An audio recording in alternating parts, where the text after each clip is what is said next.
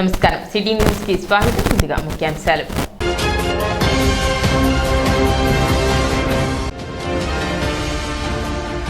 దేశంలోనే ఆంధ్రప్రదేశ్ను నెంబర్ 1 గా నిలపాలని కూటమి ప్రభుత్వ లక్ష్యం. మంత్రి నాదెండ్ల మనోహర్, మంత్రి పెమ్మసాని, ఎమ్మెల్సీ ఆలపాటి రాజేంద్ర ప్రసాద్.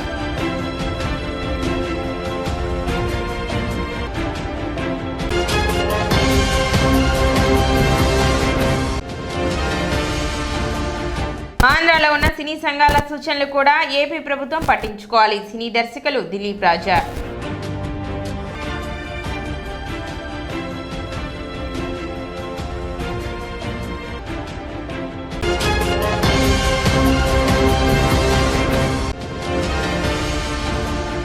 వైభవంగా లక్ష్మీ తిరుపతమ్మ తిరునాళ్లు. ముఖ్య అతిథులుగా హాజరైన మంత్రి నాదెండ్ల, ఎమ్మెల్సీ ఆలపాటి రాజేంద్ర ప్రసాద్.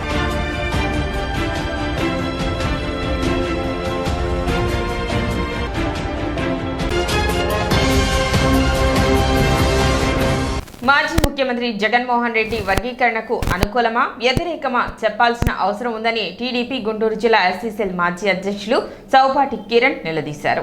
ఆదివారం స్థానిక టీడీపీ కార్యాలయంలో ఎస్సీ వర్గీకరణను స్వాగతిస్తూ ఆ పార్టీ దళిత నేతలు విలేకరుల సమావేశం నిర్వహించారు. ఈ సందర్భంగా చౌపాటి కిరణ్ మాట్లాడుతూ శాసన మండలిలో వర్గీకరణ బిల్లు పాస్ కాకుండా మాజీ ముఖ్యమంత్రి జగన్ ఆటలు ఆడుతున్నారని, ఆయనకు అన్ని కులాల మద్దతు అవసరం లేదా అంటూ నిలదీశారు. ఏదో ఒక కులాన్ని వెనకేసుకురావడం సరైన పద్ధతి కాదని, అసలు వర్గీకరణ ఏ కులాన్ని తప్పుపట్టడం కాదని, అందరికీ వారి జనాభా ప్రకారం సమాన రిజర్వేషన్లు కల్పించడమేనని అన్నారు. పట్టణ తెనాలి మండల ఎస్సీసీల అధ్యక్షులు అత్తోట శరత్, కోపల్లె శ్రీనులు మాట్లాడుతూ శాసనసభలో వర్గీకరణ బిల్లు పాస్ కావడానికి సహకరించిన ముఖ్యమంత్రి చంద్రబాబు మరియు శాసనసభ్యులకు ధన్యవాదాలు తెలిపారు. ఇంకా వారు మాట్లాడుతూ మండలిలో వైసీపీ సభ్యులు అడ్డుపడటం సమంజసం కాదని, అయినా ఆర్డినెన్స్ ద్వారా ముందుకు వెళుతున్న ముఖ్యమంత్రికి ధన్యవాదాలని కొనియాడారు. ఈ రాష్ట్రం 2000 నుంచి 2003 వరకు చంద్రబాబు నాయుడు గారు వర్గీకరణని అమలు చేశారు. దాని ద్వారా ఉమ్మడి ఆంధ్రప్రదేశ్లో 23,000 మంది ఉద్యోగ అవకాశాలు కల్పించడం జరిగింది. ఈ రాష్ట్ర చరిత్రలో ఎస్సీలో ఉన్న 59 కులాలు అభివృద్ధి చెందాలంటే వర్గీకరణ ఒక్కటే మార్గం. కాబట్టి తెలంగాణ గవర్నమెంటు వర్గీకరణ తీర్మానాన్ని ఆమోదిస్తూ అన్ని రాజకీయ పార్టీలు కూడా తెలంగాణలో వర్గీకరణ సమర్థించినాయి. కానీ దురదృష్టవశాత్తు ఆంధ్రప్రదేశ్లో తెలుగుదేశం కూటమి ప్రభుత్వం మాత్రమే వర్గీకరణ సమర్థిస్తుంది. వర్గీకరణకి అవకాశం కల్పించిన మోడీ గారికి, చంద్రబాబు నాయుడు గారికి, పవన్ కళ్యాణ్ గారికి అందరూ కూడా మేము హృదయపూర్వకంగా ధన్యవాదాలు తెలియజేస్తూ కార్యక్రమంలో రాష్ట్ర ఐటీడీపీ కార్యనిర్వాహక కార్యదర్శి Malavarapu Vijay, Gajulavathi Suresh, CH Rajendra Prasad, David Abraham, Ravuri Anand, Kativarapu Suresh, Veerendra, Pinapati Gopi తదితరులు పాల్గొన్నారు. గత 30 సంవత్సరాల మట్టి ఒక సామాజిక వర్గం పోరాడుతుంది. అది ఎంఆర్పిఎస్ మందకృష్ణ మాదిగ గారి నేతృత్వంలో మాదిగ రిజర్వేషన్ పోరాట సమితి అని ఒక ఏర్పాటు చేసి మాదిగలకు, మాదిగ ఉపకులాలకు అన్యాయం జరుగుతున్నటువంటి విషయం మీద రాష్ట్ర ప్రభుత్వాలకి, అదేవిధంగా దేశంలో ఉన్నటువంటి కేంద్ర ప్రభుత్వాలకి తెలియపరుస్తూ సుదీర్ఘమైనటువంటి పోరాటం చేసినటువంటి ఒకే ఒక్క వర్గం, ఆ వర్గానికి ఈరోజు న్యాయం జరిగినటువంటి దాని మీద వారికి హృదయపూర్వకమైనటువంటి శుభాకాంక్షలు తెలియజేస్తున్నాము. 3 దశాబ్దాలుగా ఏదైతే మాదిగ రిజర్వేషన్ పోరాట సమితి మాదిగల యొక్క ఆకాంక్షని మొన్నటి అసెంబ్లీలో ఏకగ్రీవంగా ప్రవేశపెట్టిన బిల్లును ఆమోదించిన కూటమి పెద్దలకు, కూటమి నాయకులకు ఎంఆర్పిఎస్ తరఫున, మా మాదిగ జాతి తరఫున హృదయపూర్వక ధన్యవాదాలు తెలియజేసుకుంటున్నాం. ఈ కూటమిలో కీలక పాత్ర పోషిస్తున్నటువంటి పెద్దలు గౌరవనీయులు నారా చంద్రబాబు నాయుడు గారికి, అలాగే పవన్ కళ్యాణ్ గారికి, అలాగే పురంధరేశ్వర గారికి కూడా మా మాదిగ జాతి తరఫున హృదయపూర్వక ధన్యవాదాలు తెలియజేసుకుంటూ ఆరోగ్యకరమైన జీవితానికి నడక ఎంతో అవసరమని, వృద్ధాప్యంలో వచ్చే పలు రకాల సమస్యలను ఎదుర్కొనేందుకు నడక దోహదపడుతుందని వేజల్ల ఉమామహేశ్వరరావు అన్నారు. డాక్టర్ శారద ఆధ్వర్యంలో శారదా సర్వీస్ సొసైటీ నిర్వహిస్తున్న సేవా కార్యక్రమాలను వివరించి డాక్టర్ శారదని క్లబ్ సభ్యులు సత్కరించారు. కార్యక్రమంలో డాక్టర్ శారదచే వాకర్స్ క్లబ్ సభ్యులకు ఉచితంగా షుగర్, బీపీ టెస్టులు నిర్వహించి వృద్ధాప్యంలో వచ్చే వ్యాధులపై అవగాహన కల్పించి సభ్యుల సందేహాలను నివృత్తి చేశారు. వ్యాధిగ్రస్తులు తీసుకోవాల్సిన జాగ్రత్తలను డాక్టర్ వివరించారు. కార్యవర్గ సభ్యులు జి మురహరిరావు, భుజంగరావు, సత్యనారాయణ, దేవభక్తిని ఉమామేశ్వరరావు, తుమ్మల సత్యనారాయణ, ఆర్ శివనాగేశ్వరరావు, అనురాధ, జ్యోతి, పద్మశ్రీ పలువురు సభ్యులు పాల్గొన్నారు. 60 మంది సభ్యులకు పరీక్షలు నిర్వహించి తగు సూచనలు, సలహాలు అందించారు. కనాల్లో ఉన్నప్పుడు ఏంటంటే రీసెంట్ అడ్వాన్సెస్ తెలియటం కష్టం అవుతుంది. కాన్ఫరెన్సెస్ అన్ని మాకు జరుగుతూ ఉంటాయి. నేను ఆ కాన్ఫరెన్సెస్ అయితే మిస్ అవ్వను. స్టేట్ వైడ్ కానీ నేషనల్ వైడ్ కానీ వెళ్తానే ఉంటాను. అది ఇయర్లీ 6 months కానీ ఒకసారి కానీ అలా జరుగుతూ ఉంటుంది. బయట వాళ్ళు ఏమి చెప్తున్నారు, అలాగే అక్కడ ఉన్న ప్రజలు ఏమి వాళ్ళు తీసుకుంటున్నారు, మనకంటే వాళ్ళు ఏం మెరుగ్గా ఉన్నారు, మనం ఎక్కడ వెనకబడి ఉన్నాం అనేది నా మెయిన్ ఫోకస్ అవుతుంది. ఇది తెలియక అమాయకంగా ఈ హెల్త్ లిటరసీ లేక అవగాహన లేక ఎన్ని ప్రాణాలు పోతున్నాయి అనే దానికి ప్రత్యక్ష సాక్షిని నేను. కొంతమంది పేషెంట్స్ వాళ్ళ ఒళ్ళు మాకు అప్పచెప్తే మేము ఇంత రాణింపు గల డాక్టర్లు అయ్యాము అనేది నిత్యము కూడా నాకు తెలుస్తూ ఉంటుంది. ఎంతలో త్యాగాలు అంటే పేరెంట్స్ త్యాగం మనం అందరం చెప్పుకుంటాం, కానీ పేషెంట్స్ యొక్క త్యాగం అసలు మేము రీచ్ అవ్వలేము డాక్టర్స్గా. ఎందుకంటే అప్పుడు ఒక సర్జరీ చేయాలంటే 1.5 గంటలు పట్టేది నాకు, ఇప్పుడు సర్జరీ చేయాలంటే 15 నిమిషాలు పడుతుంది. ఇదంతా ఎందుకు వచ్చింది అంటే నన్ను నమ్మి నమ్మకంతో వాళ్ళు అక్కడ పడుకుని ఉండటం, వాళ్ళ శరీరాలు మాకు అప్పగించడంతో మేము చేసి తప్పులు చేయండి, ఒప్పులు చేయండి, ఒక రాణికి వచ్చి ఈరోజు మేము చాలా గొప్ప డాక్టర్లు అనేది. శారదా సర్వీసెస్ సొసైటీ ద్వారా వారు ప్రతి వారము వారు చేసే సేవలు మనందరము చూస్తున్నాం. ఇక్కడ ఉన్న అందరికీ వారు పరిచయమే. నా అనుభవం ఒకటి చెప్తున్నాను. మేడం గారిని నేను 2 years back Repalle medical and cultural association ఆధ్వర్యంలో జరిగినటువంటి ఒక కార్యక్రమానికి వారిని ఆహ్వానించడం జరిగింది. ముఖ్యంగా అక్కడ ఆడపిల్లలకి అక్కడ డిగ్రీ కాలేజ్ ఆడపిల్లలందరినీ ఒక చోట గ్యాదర్ చేసి వాళ్ళకి క్యాన్సర్ మీద అవగాహన కార్యక్రమం ఆ రోజునే నిర్వహించాం. ఆ రోజున వారు ఇక్కడి నుంచి తెనాలి నుంచి ఎంతో శ్రమ వచ్చి మరి అక్కడ పిల్లలకి మంచి అవగాహన ఏర్పాటు చేయడం కూడా జరిగింది. స్థానిక బస్టాండ్ సెంటర్ వద్ద గుర్రం జాషువా విగ్రహం వద్ద ఎస్సీ వర్గీకరణ బీజేఆర్ కమిటీ ఆధ్వర్యంలో కృష్ణమాదిగ నాయకత్వంలో కూటమి ప్రభుత్వం ఏకగ్రీవంగా బిల్లు ఆమోదం తెలపడం పట్ల నరేంద్ర మోదీ, చంద్రబాబు, పవన్ కళ్యాణ్ చిత్రపటాలకు పాలాభిషేకం నిర్వహించారు. కార్యక్రమంలో మేకల సురేష్, సిద్దిల కమలాకర్, నలుకుర్తి సద్గుండరావు, నలుకుర్తి రమేష్, సుద్దపల్లి నాగరాజు, విన్నయ్ కుమార్, శ్యాంబాబు, అత్తోటి శరత్, లక్ష్మణ్, కొండమూది బోస్బాబు తదితరులు పాల్గొన్నారు.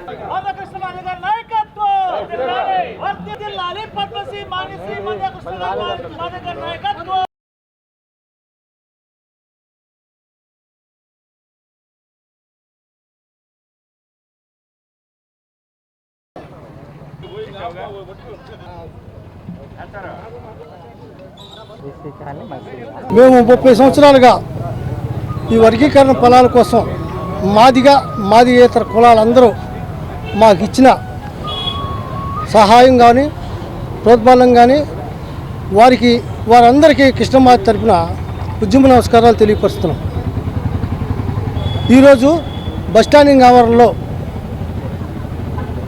ఆమోదం జరిగి బిల్లుమెంట్ ఏకగ్రీవంగా ఇంప్లిమెంట్ అయిన సందర్భంగా పాలాభిషేకం చేస్తూ కూటమి నాయకులందరికీ మా కృష్ణమాది గారితో సహా పాలాభిషేకం. చంద్రబాబు నాయుడు గారు ఆర్డినెన్స్ ద్వారా ఎంఆర్పిఎస్ వర్గీకరణ చేస్తే 22 పైచిలకు ఉద్యోగాలు తీసుకుంటే మళ్ళీ 2004కి కాంగ్రెస్ పార్టీ అధికారంలోకి వచ్చిన తర్వాత వర్గీకరణ తీసేస్తే మళ్ళీ 20 సంవత్సరాలకి ఆ దేవుడు కరుణించి మళ్ళీ అదే చంద్రబాబు నాయుడు హయాంలో జరగటం అనేది తెలుగుదేశం పార్టీలో ఉన్న వ్యక్తులుగా మేము కూడా చాలా గర్విస్తూ ఉన్నాం.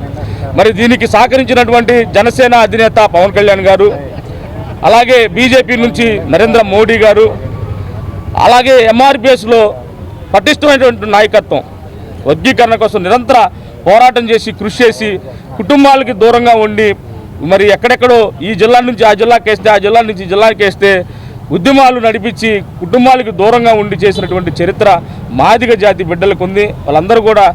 వాళ్ళందరికీ మేము హృదయపూర్వక ధన్యవాదాలు తెలియజేస్తూ ఉన్నాం. మాదిగల జాతి ముద్దుబిడ్డ మంద కృష్ణమాది గారి నాయకత్వంలో సుదీర్ఘ 30 సంవత్సరాల పోరాటంలో మాదిగలకు సముచిత న్యాయం కల్పిస్తూ సరైన ఫలాలు అందించే దిశగా కృష్ణమాది గారు పోరాట ఫలితంగా ప్రభుత్వం నుంచి ఏబిసిడి వర్గీకరణ దిశగా ప్రభుత్వం అడుగులు వేస్తుంది. ఈ సందర్భంగా Tenali BJR committee, Telugu Desam party, Janasena పార్టీలకు అతీతంగా మాదిగ జాతి మొత్తం కలిసి మందాకృష్ణ మాదిగ గారికి, కూటమి నాయకులకు తెనాలి బస్టాండింగ్ వద్ద పాలాక్షేపం జరిగింది.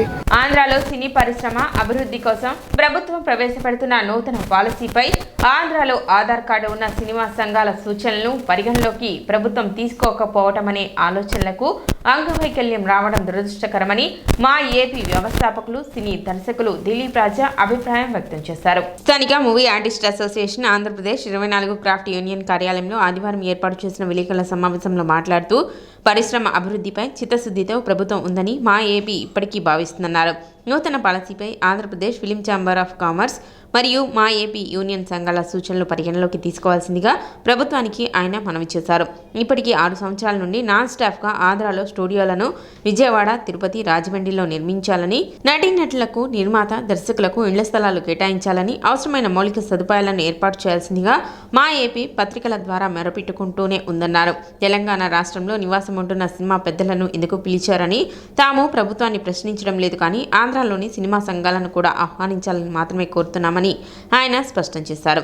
ఆంధ్ర నివాసిగా తాను ప్రముఖ హాస్య నటుడు అలీ హీరోగా పండుగాడి ఫోటో స్టూడియో చిత్రాన్ని పూర్తిగా ఏపీలోనే చిత్రీకరించారని ఆయన గుర్తు చేశారు.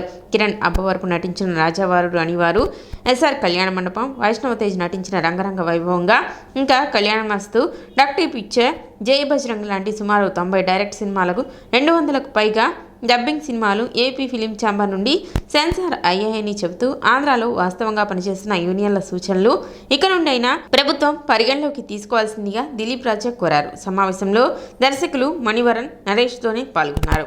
ఆంధ్రప్రదేశ్ రాష్ట్రం విడిపోయినాక ఇప్పటికి దాదాపు 2018 నుంచి 2025 వరకు సుమారుగా ఒక 100కు పైగా ప్రెస్ మీట్లు పెట్టి ఈ రాష్ట్రంలో సినిమా పరిశ్రమ డెవలప్ కావాలంటే ఏమేం చేయాలి అనే పాలసీలని, అనే ఆలోచనని ప్రభుత్వం దృష్టికి, గత ప్రభుత్వం దృష్టికి, ఇప్పుడున్న ప్రభుత్వం దృష్టికి తీసుకొస్తూనే ఉన్నాం. ఇది రాష్ట్రంలో తిరుపతిలో స్టూడియోలు కట్టమని, విశాఖపట్నం, విజయవాడ, అమరావతి, అలాగే రాజమండ్రి ఈ పట్టణాల్లో స్టూడియోలు ఏర్పాటు చేయండి, ఇన్ఫ్రాస్ట్రక్చర్ ఏర్పాటు చేయండి, అలాగే సాంకేతిక నిపుణులకి, నటీనటులకి, నిర్మాతలకి, దర్శకులకి స్థలాలు కేటాయిస్తే వచ్చి ఉంటారని 6 ఏళ్ల నుంచి మొత్తుకుంటూనే ఉన్నాం. ప్రభుత్వాలు మారినా, పాలకులు మారినా మూవీ ఆర్టిస్ట్ అసోసియేషన్ ఆంధ్రప్రదేశ్ ఆలోచనలో మాత్రం మార్పు లేదని నేను స్పష్టం చేస్తూ ఉన్నా. అయితే ఈ రోజున ప్రభుత్వం సినిమా పరిశ్రమ అభివృద్ధి కోసం కొత్త పాలసీని ప్రవేశపెడుతున్నాము అంటూ తెలంగాణ రాష్ట్రంలో ఉన్న కొందరి అభిప్రాయాలను తీసుకోవటం జరిగింది. ఈ కొత్త పాలసీల్లో, ప్రభుత్వం చెబుతున్న కొత్త పాలసీల్లో ఏమున్నాయో ఇవి మేము 6 ఏళ్లుగా మేము చెబుతున్నావే కానీ ఈ కొత్త ఏం కాదు. అయితే మేము రిక్వెస్ట్ చేసేది ఏంటంటే ప్రభుత్వాన్ని ఆంధ్రప్రదేశ్లో ఆధార్ కార్డు కూడా లేని వాళ్ళు చెప్పే మాటలు పరిగణలోనికి తీసుకుంటున్నారు. ఆంధ్రప్రదేశ్లోనే ఉంటూ, ఆంధ్రప్రదేశ్లోనే జీవిస్తూ, ఆంధ్రప్రదేశ్లోనే సినిమాలు తీస్తూ, ఆంధ్రప్రదేశ్లోనే సినిమా నిర్మాణాలు కూడా చేపడుతున్న కొన్ని సంస్థలని ప్రభుత్వం ఆ సంస్థల యొక్క సలహాలు, సూచనలు తీసుకోకపోవటం చూస్తుంటే ఆ ప్రభుత్వం యొక్క ఆలోచనలకి అంగవైకల్యం ఏమన్నా వచ్చిందేమోనని డౌట్గా ఉంది. కాబట్టి దీన్ని సరిచేయాల్సిన బాధ్యత చంద్రబాబు నాయుడు గారి దృష్టికే మేము బాబు గారు అని బతిమలాడుకుంటున్నాం. ఆంధ్రాలో ఉన్న వాళ్ళని పిలవండి, ఆంధ్రాలో ఉన్న సంఘాలని, సినిమా సంఘాల వాళ్ళ సలహాలు తీసుకోండి.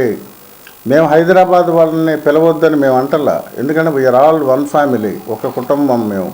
అయితే ఇక్కడే ఉంటున్న వాళ్ళు చాలామంది ఉన్నారు సినిమా నిర్మాణాలు. ఇప్పుడు ఒక చిన్న విరామం.